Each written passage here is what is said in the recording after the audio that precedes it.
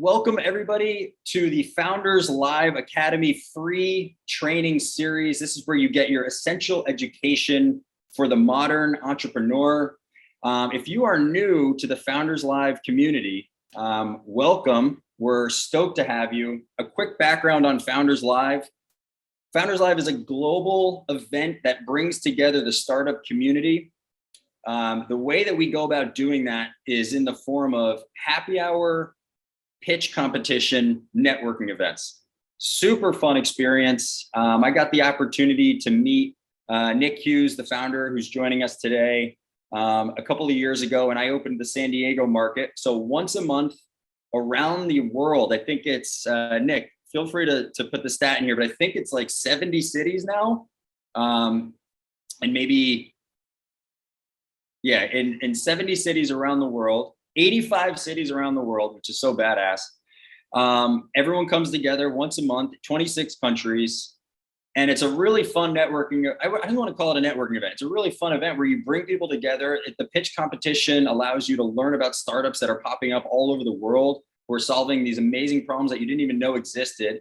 There's no name tags. There's no, forced referrals, none of that. It's just a really fun time to meet great people and learn about startups. And so I opened the San Diego market and I hosted that event for a while. And then a combination of the COVID quarantine and moving to Miami, I since moved on, but I'm still in very close partnership with Founders Live, where we're now thinking, how else can we provide value to you guys, to our community in a virtual environment?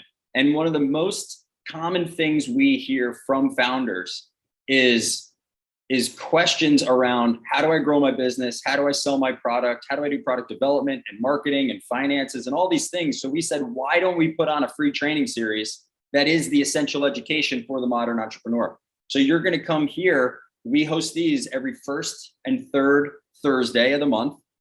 They're totally free. They're live. They're interactive. And we cover all the topics that are essential for you guys to learn. Also, guys, just a heads up, we are in the middle of the Founders Live Global Primetime events. The Wildcard Week event is next Wednesday. If you want to check it out, I'll put the link in the chat. The Global Primetime events are, if you win your local pitch competition, you go up to regional and then you go up to national and you literally compete in a pitch competition on a global stage. Really awesome event. And so today's training, sales fundamentals for founders and startups. This is also completely relevant to you if you are a sales professional, if you've been in sales for a while, or if you're new. If you're an entrepreneur and maybe you haven't quite started your business yet, but you have an idea and you're just trying to get things going, or even if you've had a startup that's been going on for a couple of years now, these are the same principles that are extremely important for you with your sales and your sales leadership. And what I want to touch on is how to avoid the common sales pitfalls so you can stay focused on the principles that really move the needle. And so just quickly about me, I'm the founder and president of Evolve Leadership. My co-founder is actually on this call as well, Scott Goria. And we started this company together with the core mission of being the help we wished we had.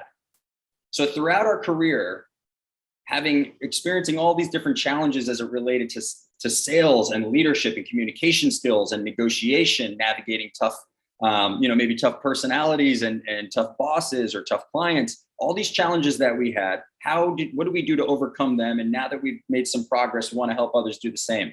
And so the way that we do that is we work with founders, startups, and future leaders to develop the essential communication, sales, and leadership skills that are required for you to truly make an impact in your business.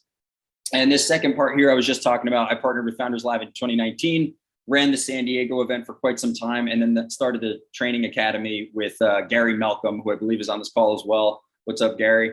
And again, this is to help get entrepreneurs the essential education for running their business. And so today we're going to cover three main topics. The first one is the most common sales traps that founders and entrepreneurs face, and even startup teams face, and how to avoid them. The core sales principles to focus on that truly move the needle. It's really easy to get bogged down in all of the stuff. We could read blog articles and watch YouTube videos and network on LinkedIn for days, and we see that progress isn't really being made. Well, I want to focus on the principles that truly move the ball. And then the third one is how to quickly develop the right sales and communication skills, even if you're an introvert, even if you're shy, even if you're not a people person. And I think that this third part is going to relate to some of the questions that I saw in the chat a few minutes ago. So guys, this is going to be an interactive conversation. I know it's a webinar, so we can't have everyone speaking, but feel free to chime in the chat or in the Q&A. And I'm going to try to get to as many questions as I can. We're also going to have a Q. I'm going to be doing this along the way, by the way, so feel free to chime in. And then we're going to have a Q&A at the end where I'm going to try to answer, again, as many questions as I can. But seriously, I encourage all of you to just shoot me an email, reach out to me. I'd love to hear from all of you as a sounding board, give you some coaching or advice, because I absolutely love this stuff. So I'm always happy to geek out on any topics around sales or entrepreneurship. So does this sound familiar for any of you? Sales isn't really for me. I'm more of a technical person. I'm not really the salesy type, or I'm not good at sales because, guys, I've always been an introvert. I'm kind of shy. So, I'm not good at sales, or I'm not good at sales because I'm really just not that talkative. I'd rather actually sit back and just listen. I didn't come from a sales background. I know I'm starting this company, but I didn't have a sales background. So I actually shouldn't be the one doing the selling, or one of my favorites. I like connecting with people, but I don't like selling, right? Selling's too pushy, right? If this sounds familiar at all, then good. You probably will kick ass at sales. And why? Well, because all of those things, they actually come from false beliefs attached to old cliches of what sales is.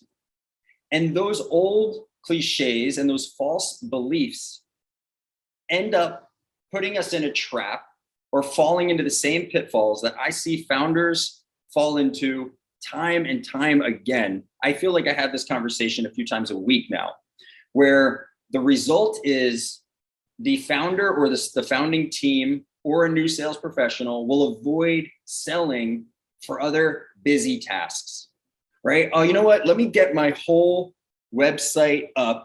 Okay, website's up. You know what? We need a better lead page. Let's do a new branding guide. We're going to do a new branding guide, and then we're going to prospect. Okay, now the branding guide's done. You know what? We need, we should have business cards. Let's get business cards. We're going to do mugs. We're going to do business cards, mugs, and pens. And then we should get a sign. Even though I work out of my apartment, I'm going to put a sign on my door, right? Does any of that sound familiar? We procrastinate, brand, procrastinate QuickBooks, procrastinate anything.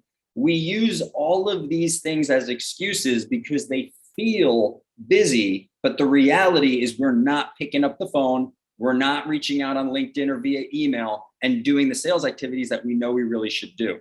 And I'm sorry if this is a harsh reality for some of you, but it is the truth. And a lot of the most successful founders that I've worked with, they started selling before they even had a company name figured out or a website, half of them. They went and talked to their potential customers and said, how can I solve this problem for you?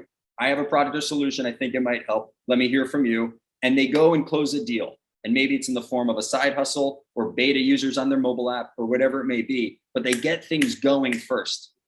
The next thing is avoiding real customer feedback. And this is something that I actually did. I started a company about 5 or 6 years ago. It was an apparel product for the snowboard industry. And I was so obsessed with what I wanted this product to be that I was kind of like afraid to hear from people that it was like, it's kind of cool, but I would never really use it. And so this is something that I see time and time again, where people are avoiding real customer feedback because they're so passionate about this thing that they already decided is the product or service they want to sell. So not sure if that sounds familiar, or if any of you can resonate, but man, it's like when you care deeply about this thing you're building, sometimes you get a little defensive or protective. And so if you say, hey, what do you think of this product or service? And like, I don't really like it. I think it's stupid. You might take it personally. And it's hard to hear that a few times over and over again and still have the belief system that you can keep, carrying on. And so the customer feedback is absolutely important. And if you could take that approach emotionally neutral and you say, hey, do you like this? Why or why not? Okay, you don't, no problem. What would you change? How could this be better? Or, hey, you do really like it. We're going to implement it. Let's charge X for it. And then afterwards, let's do a case study and a testimonial so I can continue to get more feedback on how we did and how we can continue to do better. The next piece of the next trap that I see people fall into is avoiding the prospecting and the networking. And maybe that could tie into the first one, but maybe you should do the selling, right? And maybe that maybe you're like, yeah, I'm down to do it. I know I can sell. Maybe you've sold a couple people, but if you objectively look at your day-to-day, you're not really doing prospecting activities or some sort of consistent lead gen. And I have two clients right now who that's kind of the trap that they're falling into, where we'll check in on Fridays and the reality of the prospecting activity is that it just didn't get done. Again, we fell back into that busy trap. And then the third or fourth one here, hiring sales reps too quickly. This can be a byproduct of a number of things, but a lot of times I see it being, I don't want to sell. I'm afraid to sell, whatever the false belief is. So I'm going to hire someone to do the selling. Well, guess what? It is incredibly hard to make that first sales hire if you are not plugging them into a system that is proven already. This is how we prospect. This is how we go to market. This is our messaging. This is our sales process to close deals. And this is how we contract and bill or whatever it may be. It's very, very difficult to find someone who's going to come in and build that out for you, get it to being a repeatable process, and then it also be successful. If you find that person, they're probably so experienced and talented that they're either going to cost quite a bit of money or they're going to need to be like a co-founder with some equity or a VP of sales with some equity and a big comp package. But you're not going to find a 1099 sales reps to bang the phone for you and build out your sales processes. So be careful of that trap of hiring sales reps too quickly. I am a firm believer that it needs to be you as the founder or the entrepreneur first. And then the final one, scaling something that doesn't work yet. I've even fallen into this trap in previous companies too, where you're like, all right, I'm going to get my CRM and I'm going to get my email automation. I'm going to come up with all my different marketing, my sales funnel, and I'm going to build all these things and I'm going to do all these scalable systems, but you don't have anything proven yet. And so you're not scaling anything. It's just more leads that don't go anywhere. It's more money spent on Facebook ads that don't convert. It's more of the thing you don't have, which is not a built out system yet. Now, on the other side of that coin, if you have proven a sales process and you can show start to finish how you sell and it could be repeatable and it starts to become predictable, then go scale that. And that's how you scale a company. But too often I see the systems implemented. Oh, I got to get this software platform and I got to get integration with this, that. And you haven't sold anyone yet, or you haven't sold people consistently yet. And so you're scaling something that doesn't work. So how do you overcome these traps? There is so much information out there. There's so many gurus. There are blog articles for days, the top 12 reasons to do this and the ways to overcome that. There's so much out there. There's too much noise. Let's just simplify it down and focus on two things. Commit to a new mindset. So if anything I've said up to this point sounds a little bit familiar of like, oh, crap, yeah, I've kind of been avoiding that, or yeah, I didn't really think I was going to be all that good at sales. I am pretty technical. Adopt a new mindset that you are good at sales. And by the way, we'll cover more on this in the third section. And it's your ownership to be good at sales if you truly care about the success of your company. Now, caveats to that, if you have, one or two co-founders and there's a team, and someone on the founding team can do the selling, okay, great. If you've been a startup for a couple of years already and you have a couple go-to sales reps who are actually doing this, then great, but maybe I would step into finding them sales leadership. But either way, as the entrepreneur, the founder, or the leader, you need to own that it's either going to be you or someone on your founding team. Someone is going to own that revenue coming in from client acquisition. Otherwise, there's no business. I'm not saying it has to be you forever, by the way, but in the early stages, that's what I would strongly encourage. If you disagree, no problem. It's what I've seen work and the pitfalls I've seen founders fall into. And then the new commitment is I will take ownership of my activity, my learning, and my growth. So even though I had a false belief or an old belief that I wasn't any good at sales because I was a software engineer, well, guess what? Me and one other software engineer started this company. One of us has to do the sales. So now I'm going to have a new mindset that, you know what? I can be good at sales through the practice and through training. And I'm going to take ownership of the activity around prospecting, learning to be better at sales, how to be a better communicator, and things of that nature. And so after this slide, I'm going to pause for a second.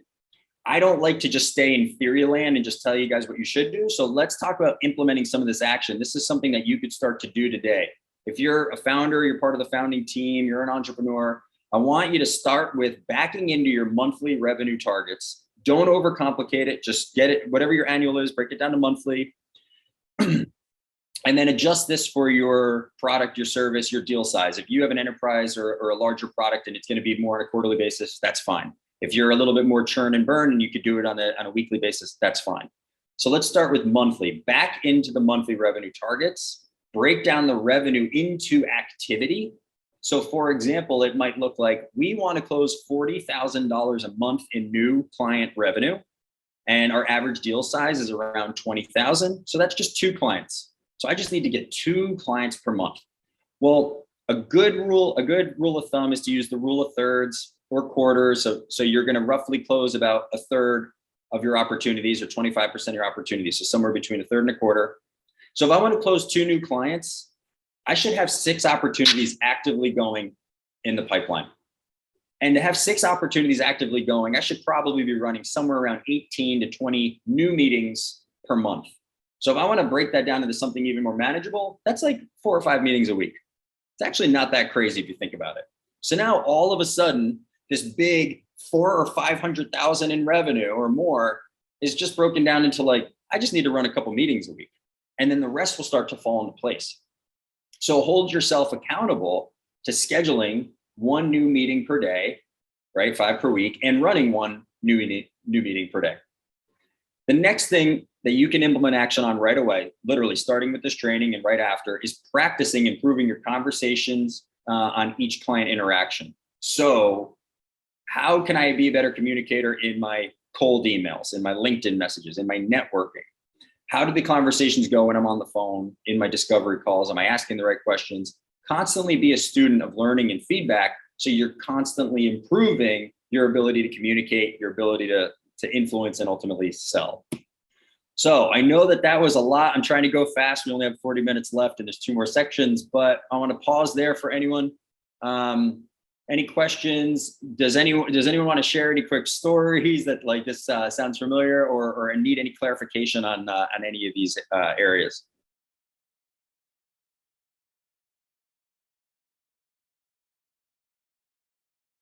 Sure. Yeah, I can share the slides.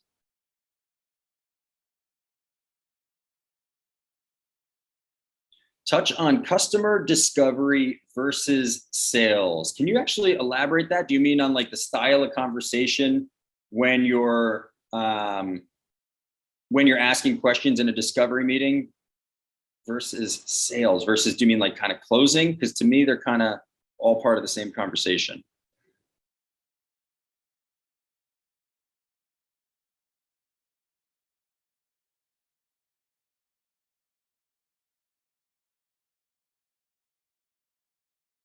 Discovery calls versus closing the sale.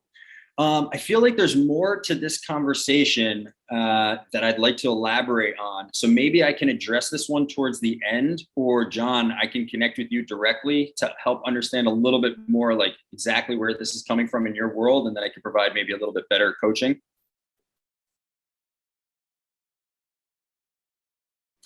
Yeah, so navigating how to sell people we already know or sort of know, friends, acquaintances, friends of friends. And so this can be a tricky one because I think the reality for most people is they tend to have a little bit of a guard up, and it can become awkward if they feel like their friends are trying to sell them something, and no one wants to ever feel like they're being sold. So the way that I approach this is I actually use my close network more for feedback, referrals, and then so if they can refer me to someone that I then don't know as well, and I can have a little bit more of a sales conversation around that. The thing with the sales conversation is you're never selling someone. You shouldn't be pushing someone into some sort of, people feel like they get backed into a corner, where really you want your sales process to be around asking questions to uncover if this is actually a good fit, if we're actually solving a problem for you. And so that's why I like the feedback approach with friends and family, because it's more chill, where you're like, hey, I'm not here to sell you anything, but I'd love some feedback from your world on what I'm working on. And then you can just share with them in an emotionally neutral way. You're not attached to trying to sell them and acquire them as a client right then, but instead you can get feedback. And then if they seem so excited about it, my point is, you start selling, you generally don't discover a customer must-have problem. Yeah, John, let's talk more about this one, because I'd love to help you out with it. But I feel like for the course of this particular presentation and our time, it will just warrant more of a conversation between us. But what I would say for Daniels regarding friends and family, I would treat the people around you closer, more around referrals and getting feedback. A lot of times, if you ask people for a sale, they tend to just kind of give you advice and point you the other way. But if you ask somebody for feedback, and they sometimes wonder, why didn't they ask me if I would be a client? And so sometimes when I know if I am the person I'm talking to would be a really great fit for what I'm doing, and I ask enough questions that they're answering in a way that they're like, yeah, this is a really great solution. Say, okay, great. Do you know anyone else, maybe similar job function to you or at other companies, who would be interested in having a conversation with me, who might be interested in buying this? And sometimes they're going to take it themselves and be like, well, why didn't you ask me? We might, our company might be interested in this.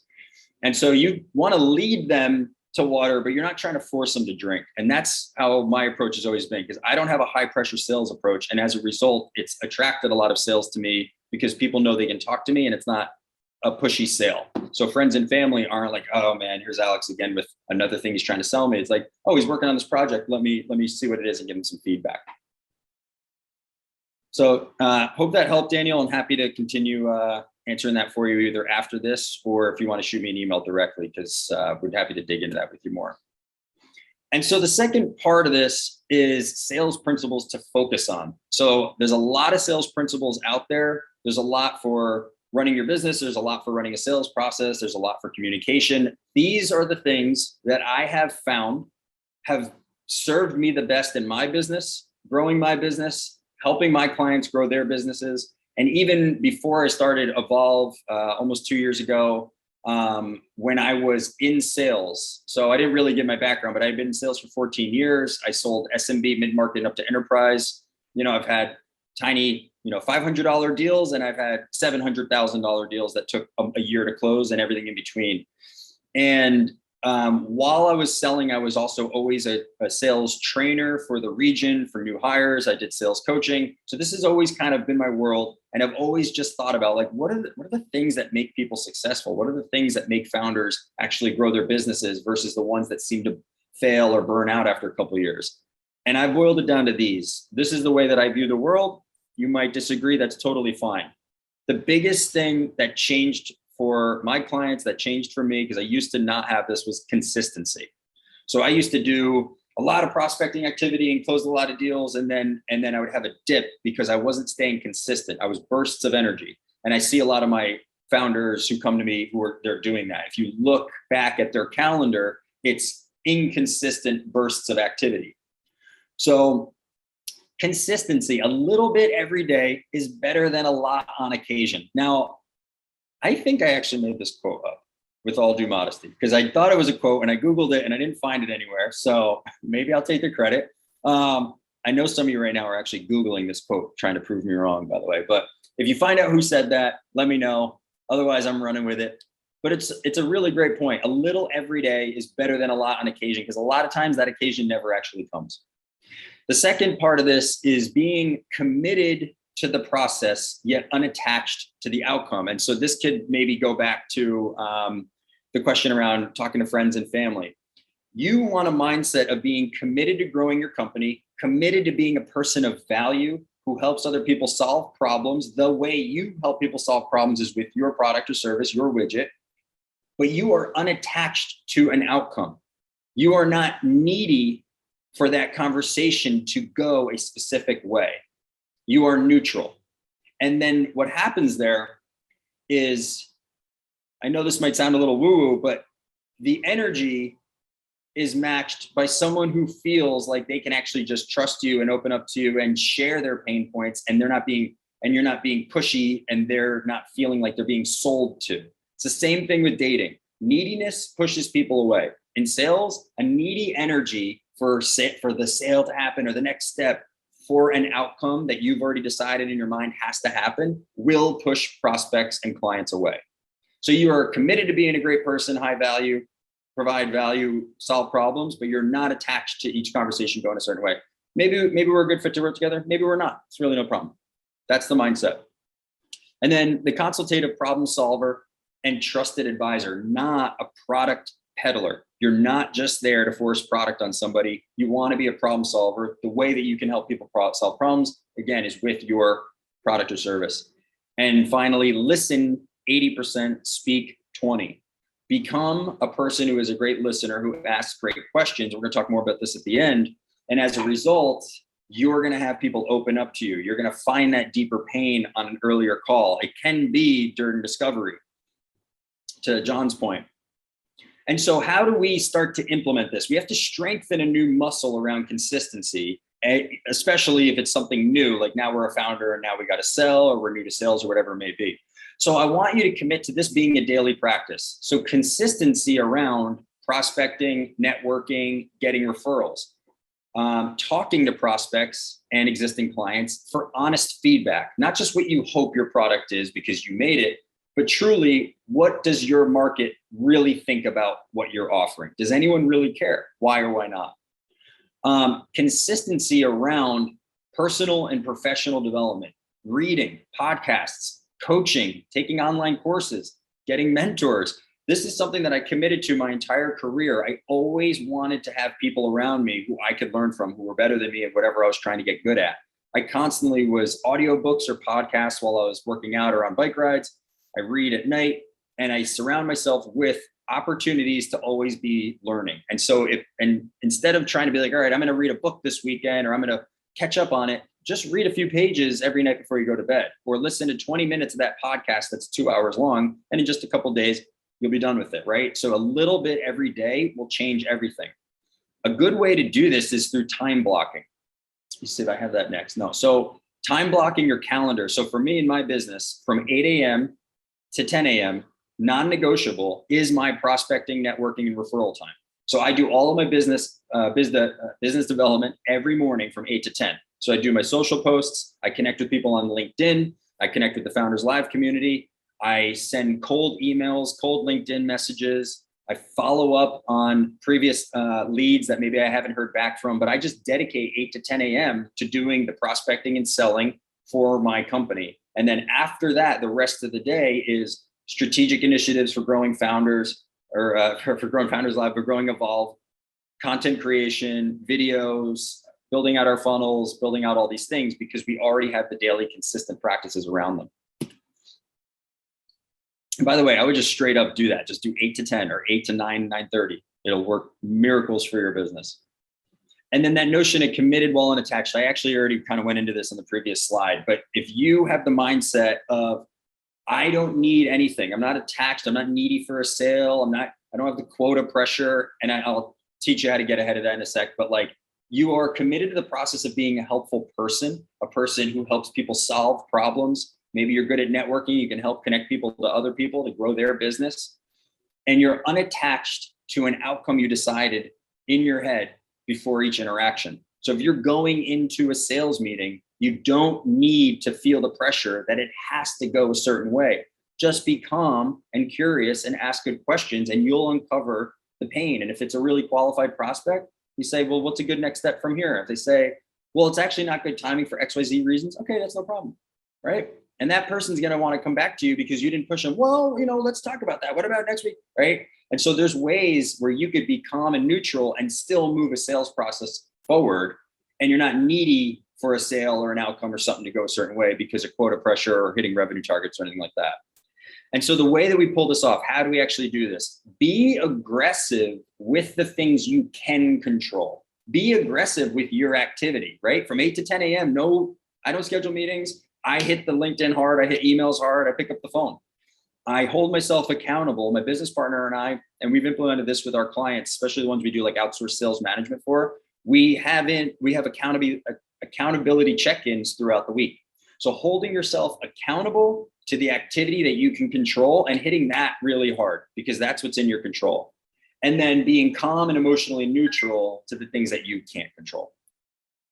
So I'll pause there. Again, I know I went, that was a lot that I covered, but any questions? Need any clarification?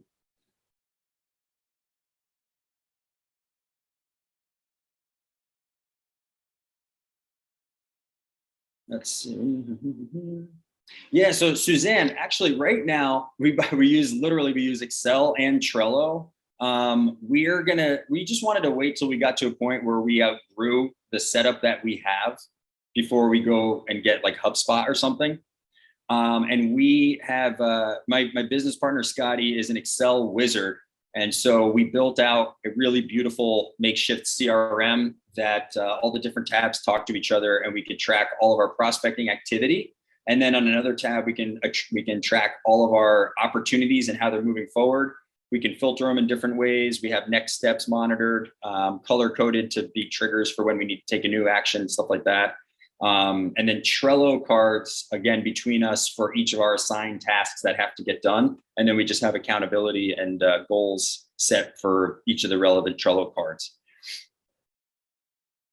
And happy to share more with you after the call if you have any questions around that.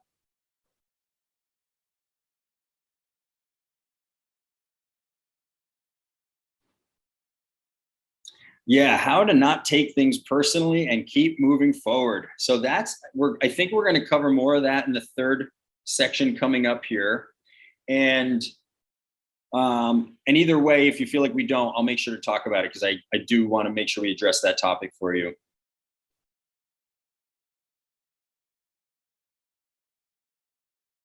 Some of our favorite tools and approaches for prospecting. So I use Sales Navigator, but I don't use it in the same way that I think a lot of people do. I actually am anti-InMail.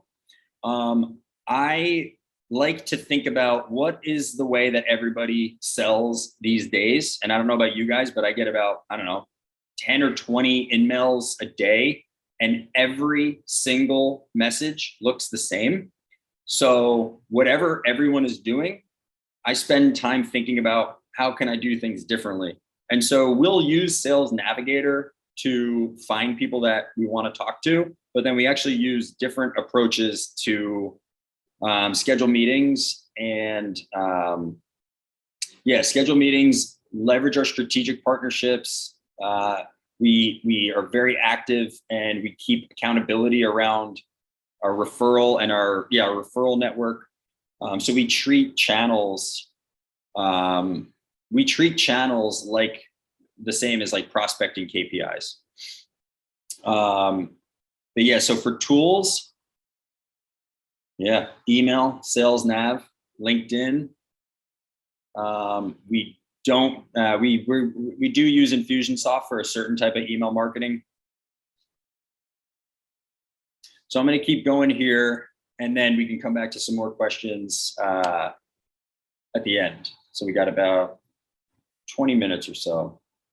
And so how do we quickly develop the right sales skills? So I like to look at sales from a little bit more, from more of a foundational perspective of how are we strengthening these core human skills of who we are. And then as a result of that, it shows up with a better sales process. It shows up being better leaders, being better communicators, being better friends, spouses, having better conversations with our kids. I think that it all starts deeper from a place of self-awareness and emotional intelligence. And there's a lot of data out there to support that, by the way.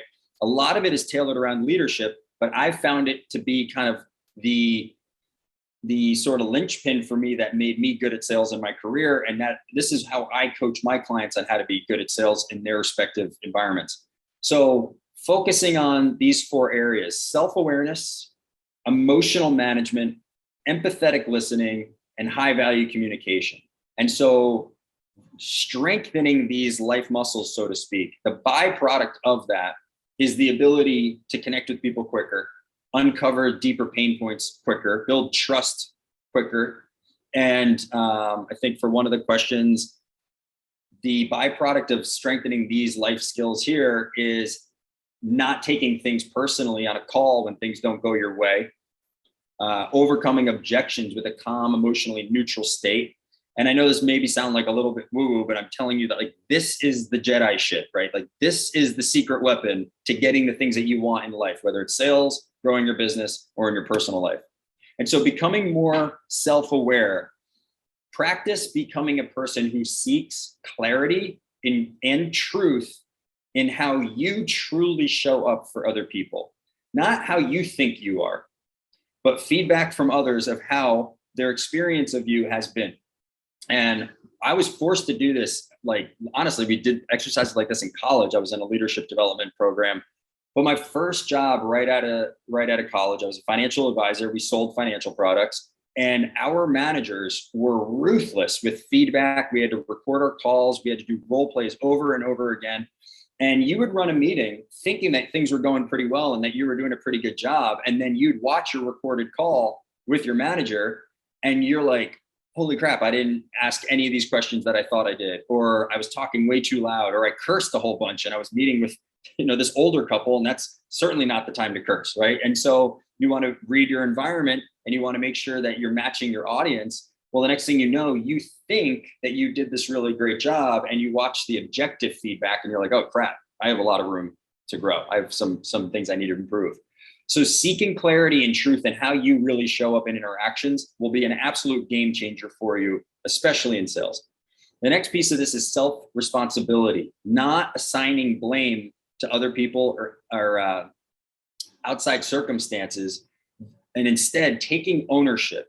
And it doesn't mean you have to blame yourself for everything, but taking responsibility of like, okay, well, if that sales call or that conversation didn't go as well as I would like to, what can I potentially do differently? And it's not like you can win everyone. No one bats 1,000. But if you can have this mindset that you are always on a mission to get better, well, it's like, okay, well, that person, I could tell that after I said X, Y, Z, they started to get really defensive. I wonder if maybe my pitch is a little strong, or maybe my tonality is a little strong. An example for you guys is, and I still have to work on this, by the way, is I sometimes can have like an intense look on my face with like a furrowed brow.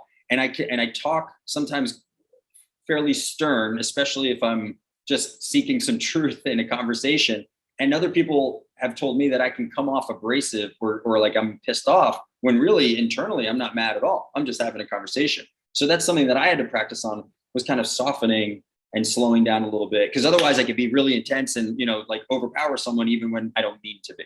So look for areas in your world, in your life, your day-to-day of how you're showing up for people. And then can I take responsibility for improving that area of my communication, how I connect with people, how I make other people feel when they're communicating with me.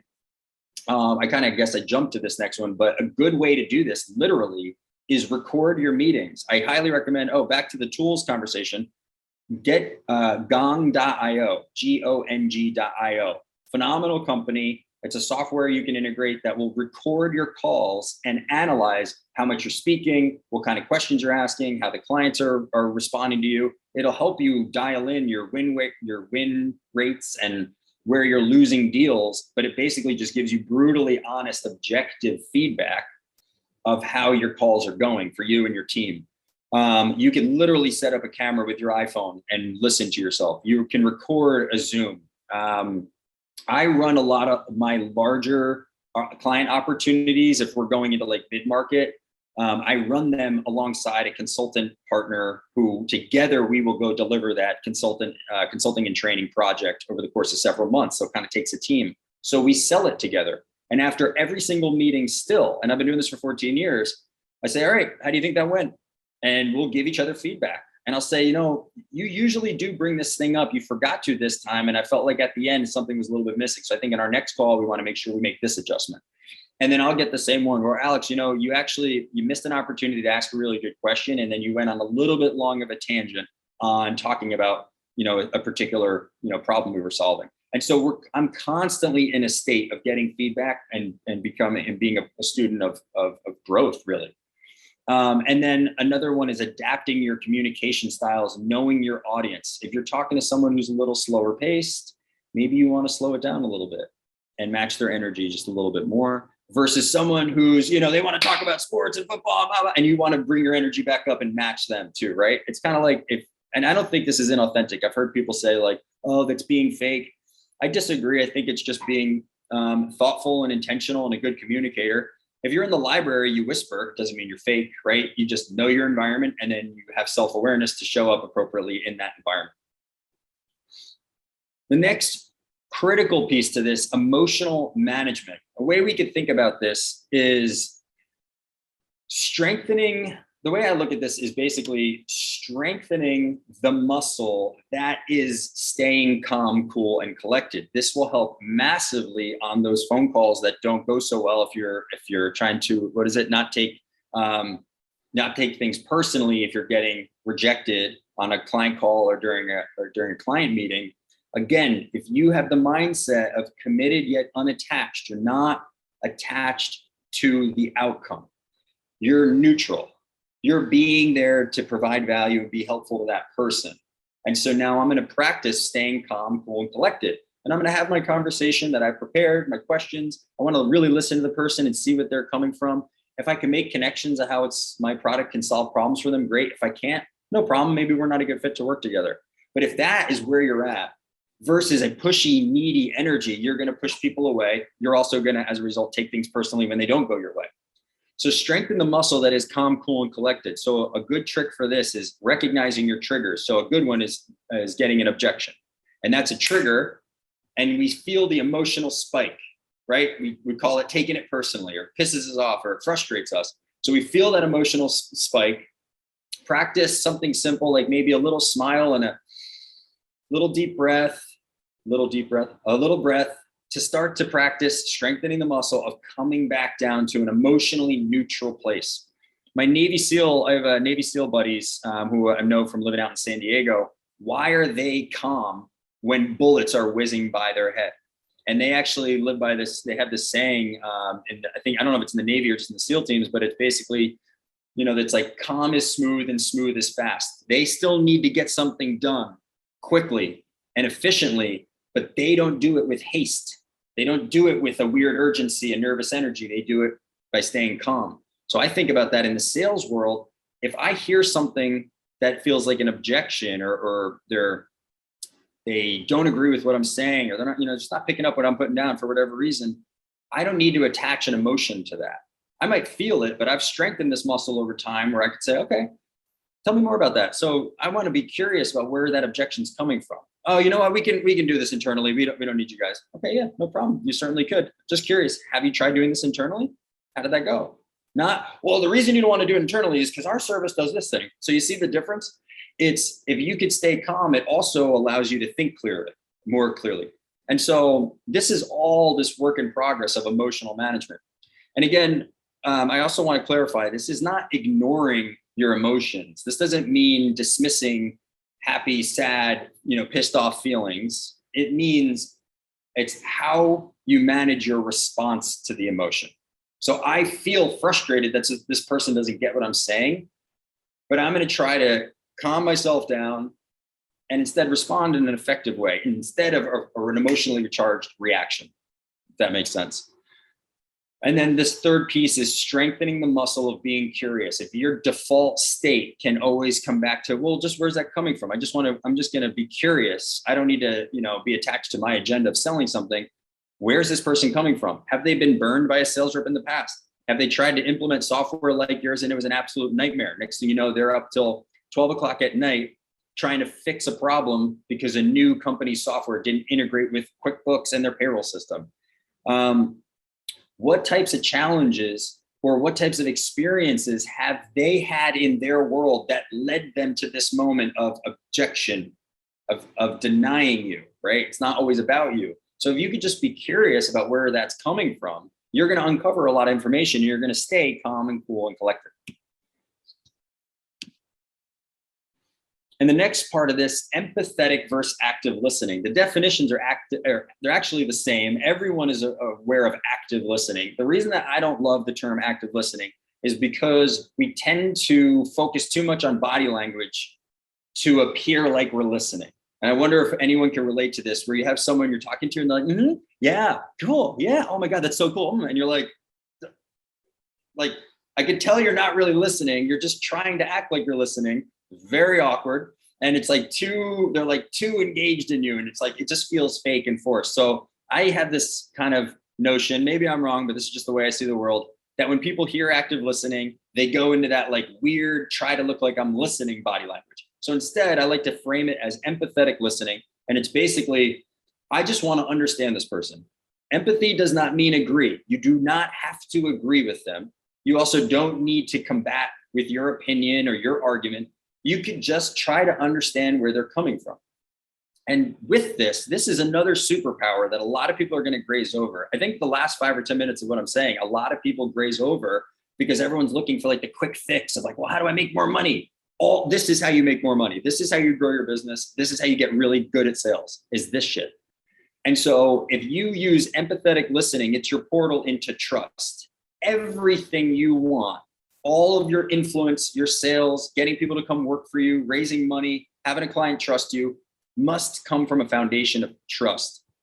And so if you can build trust by making someone feel heard and understood through empathy, you now have the power to influence. It's not manipulative. It's not some sketchy thing. It's influencing outcomes in your direction. So listening to understand, not just waiting to speak. This is also another muscle we need to strengthen because we live in a distracted world. I bet everyone on here has picked up their phone since this webinar has started. Maybe I'm boring, and that would be feedback for me to get better. But we live in a distracted world. We constantly are checking social media. It's designed to grab our attention. Everything is designed for a quick hit attention dopamine thing. So we actually have to put effort into strengthening the muscle that is all of these things that I'm talking about. So when I go to talk to someone, if I start to lose my focus, I strengthen the muscle of bringing it back.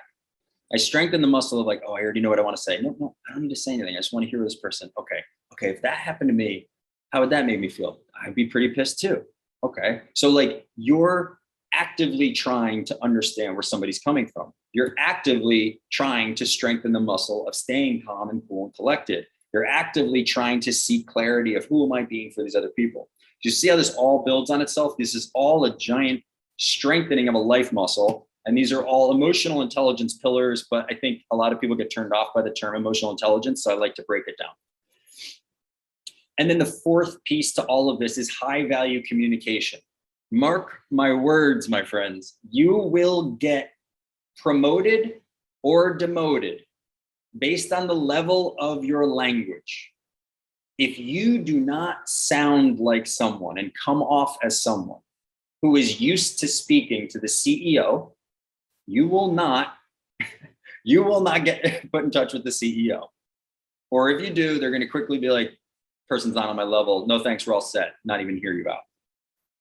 And so if you have calls that have a needy attachment, a nervous energy, you're not matching the tonality and the body language, you're not being observant of who you're talking to, you're going to get demoted down to someone lower level. Oh, you know what? My assistant, they'll get in touch with you. See ya.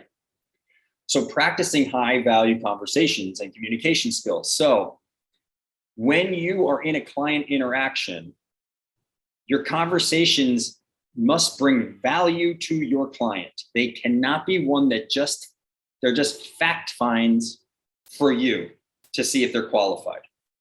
Again, this falls back into the neediness for a sale. You're making it about you.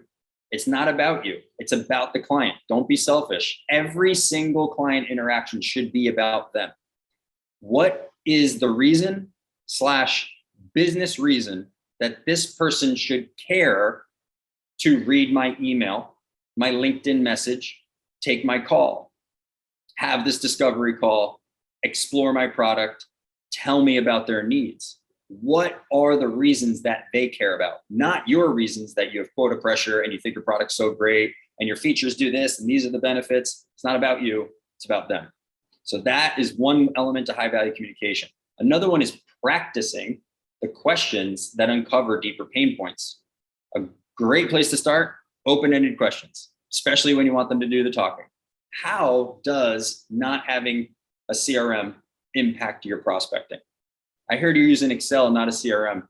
Is that slowing you down at all? Tell me a little bit more about how not using this system has maybe burned you in the past, or how it's working for you. How, what, why, open-ended questions to get them talking. Practice questions that uncover deeper pain points. And then also, did I have it on here? Empathetic statements to show and acknowledge that you understand where they're coming from. Like, wow, that must be really tough. So tell me more about that. Okay, so you're accountable for this on a day-to-day. How many hours is that out of your day? Man, that's 5 hours out of your day or out of your week just doing those tasks. How would that impact you and your productivity if you were able to reduce that down to 2 or 3, right? You see the difference of the conversation.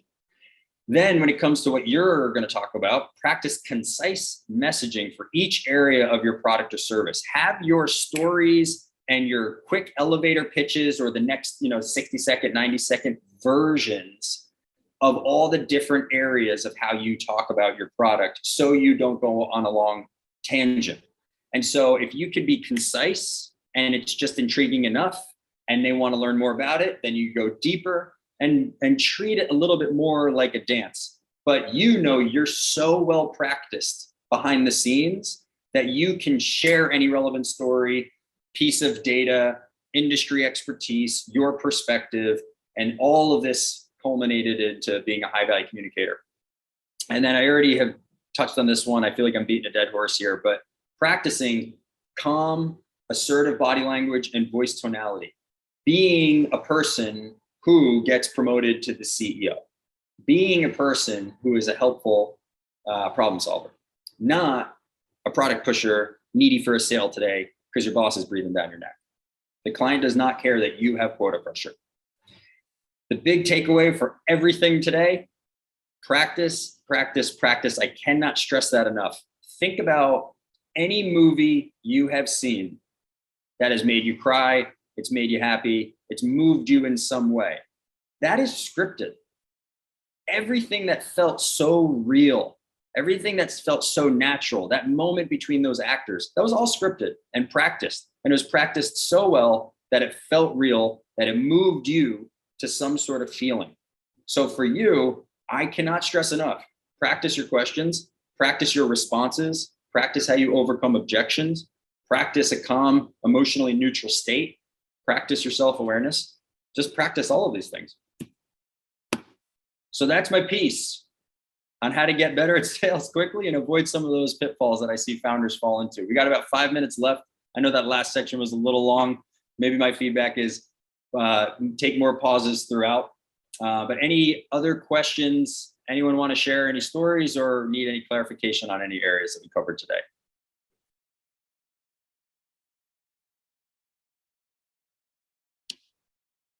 Any tips to adapt communication with people who are naturally defensive or negative? So that's a tough one. It's a work in progress. So the thing you gotta realize is you need to meet people with where they're at. You can't really force people if you're in a work in progress to become a better communicator and be more empathetic. You can't expect everyone else to be there too. You have to meet people with where they're at, with what's going on in their world. They might have had a really shitty day, right? They might have, got stuck in traffic and then they spilled the coffee on themselves and then they answered the phone and they were not that thrilled to talk to you, whatever the example might be. Or if they're naturally defensive or negative. And so the way that I've approached it, I'm no guru, I'm still a work in progress myself, but something that I always try to do, especially with people who are naturally defensive or negative, is I try to let them know that I am not coming from a place of any negativity or any judgment. And I'll even maybe share stories about how something not good, embarrassing, whatever might be relevant, happened to me. And then I'll share perspective of how I was able to either overcome that or move forward. And so I noticed a big change with a certain people in my life when I stopped trying to give them advice and tell them what to do, which is hard for me. And I just shared, and I was a little vulnerable in my stories. They started to feel connected to me because they were like, oh, okay, well, Alex has his relative challenges in those areas too. And when you hear that other people are going through a similar version of a thing as you, whether it's painful or good or bad or whatever it is, especially if it's painful, people immediately start to feel more trust and connection. Another thing is letting I can't believe I didn't say this earlier. The pinnacle to all of this communication is making people feel heard and understood. It's Maya Angelou, I think, right? People will forget what you said, but they'll never forget how you made them feel. You don't even need to say so much. If you're just a good listener with good eye contact, with empathetic listening, and you're truly there for that person, and you don't need to even weigh in on your opinion, it's not long before you build a foundation of trust where they will let their guard down and start to open up to you and feel safe around you, because you're not judging them, you're making them feel heard. And that's mostly everything that people want, is just to feel heard and acknowledged. All right, let's see. Any other questions? We got about 2 minutes left. I do want to end on time and be punctual. In the meantime, before any other questions come in, I just want to thank you all so much. Without you guys, we can't be running these events. We can't be training. We can't be doing what we do. So the gratitude is all on our side. Really appreciate it. I hope this was valuable for you. And before everyone logs off, I just want to share, I absolutely love connecting with people around the world, all different walks of life, especially people in sales, founders, entrepreneurs. So if anyone wants to get in touch with me, shoot me an email. I'd love to jump on a Zoom with you.